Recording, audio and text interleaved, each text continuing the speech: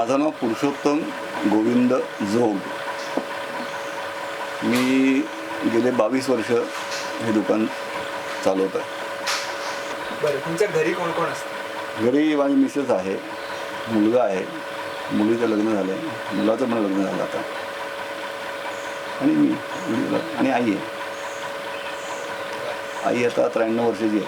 93 हां.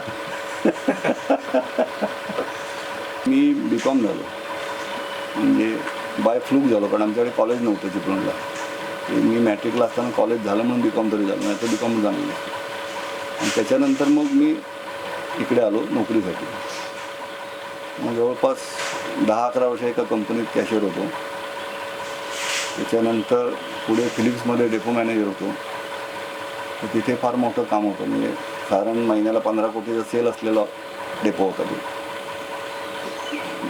मग भारतातला 2 नंबरचा डेपो होता, तो मी सांभाळायचो. असे तिथे 10 वर्ष मी हे केलं. नंतर त्याने मला दमणला पाठवलं होतं. दमणला पण आमचे को-मेकर होते, तिथे 3 वर्ष होतो.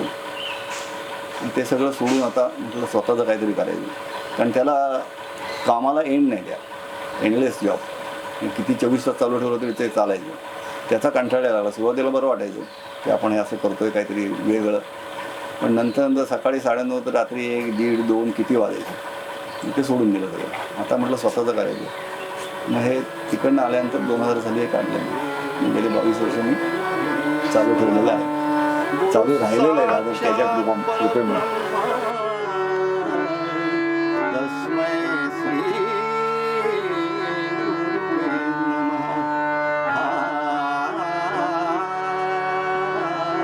मला या दुकानातून जे काय मिळालं त्यातून तुम्ही खुश आहात? येस,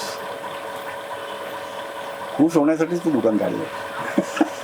कारण कसं आहे माहिती आहे का, कुठलाही तुम्ही धंदा करा, अगदी पानाची टपरी काढा, त्याच्यात तुम्हाला इंटरेस्ट नसेल तर तो होत नाही.